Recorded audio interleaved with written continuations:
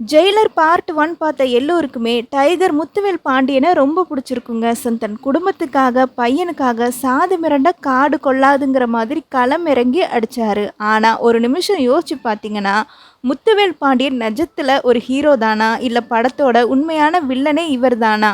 Welcome to ஜஸ்னிட் channel. So வாங்க வீடியோக்குள்ளே போகலாம். என்ன ஷாக் ஆயிட்டிங்களா? வர அக்டோபர் 15 2026 ரிலீஸ் ஆக போகிற ஜெயிலர் 2 படத்தோட கதையில் நெல்சன் திலீப் குமார் இப்படி ஒரு பயங்கரமான ட்விஸ்ட்டை தாங்க உழைச்சி வச்சுருக்காரு. ஸோ கோலிவுட்டில் ஒரு டாக் போய்கிட்டு இருக்கு. ஸோ இன்றைக்கி வீடியோவில் ஜெயிலர் 2வோட லேட்டஸ்ட் அப்டேட்ஸ் கூடவே நாம் யாரும் எதிர்பார்க்காத அந்த டார்க் கதையை பற்றி தாங்க பார்க்க போகிறோம். ஸோ ஸ்கிப் பண்ணாமல் பாருங்கள். ஸோ பார்ட் 1ல் வில்லன் வருமன் என்ன சொல்லுவார்? உன் பையன் தப்பு பண்ணிட்டான், காசுக்காக ஆசைப்பட்டு என் கூட கை கோர்த்துட்டான் அப்படின்னு சொல்லுவார். ஆனால் முத்துவேல் பாண்டியன் ஒரு கண்டிப்பான ஜெயிலராக இருந்து தன் பையனை நேர்மையாக வளர்க்கத்தான் நான் நினச்சேன். இப்போ சோஷியல் மீடியாவில் ஓடிட்டுருக்க ஒரு இன்ட்ரெஸ்டிங்கான தியரி என்னென்னா, முத்துவேல் பாண்டியன் ரிட்டையர்டு ஆன பிறகு இந்தியா முழுக்க இருக்கிற பெரிய பெரிய கேங்ஸ்டர்ஸ் கூட டச்சில் இருக்கார். ஸோ அவங்கள வச்சு தான் வர்மன் கூட்டத்தையே காலி பண்ணார்.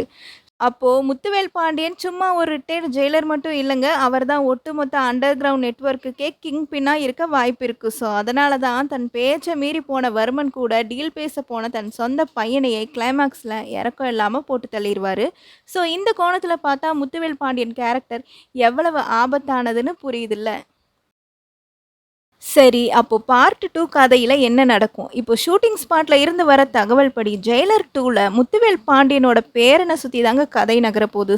தன் அப்பாவை கொன்னது தாத்தா தான்னு அந்த பையனுக்கு தெரிய வரும்போது அங்கே தான் நெல்சன் அவரோட ட்விஸ்ட்டை வச்சுருக்காருங்க.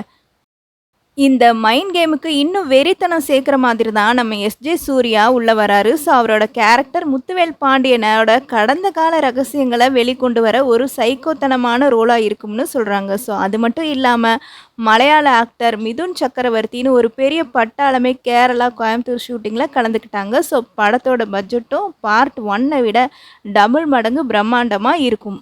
கதை எந்த பக்கம் போனாலும் தேட்டரில் அனிருத்தோட பிஜிஎம் ஒலிக்க போகுது. ஸோ தேட்டரே அதிர போகிறது உறுதி தாங்க. ஸோ ஆயுத பூஜை அன்னைக்கு இந்த படத்தை ரிலீஸ் பண்ண போகிறாங்க. ஸோ அக்டோபர் 15 படம் வரதால் பாக்ஸ் ஆஃபீஸ் வசூல் வேட்டை தான். ஸோ தேங்க்யூ ஃபார் வாட்சிங்.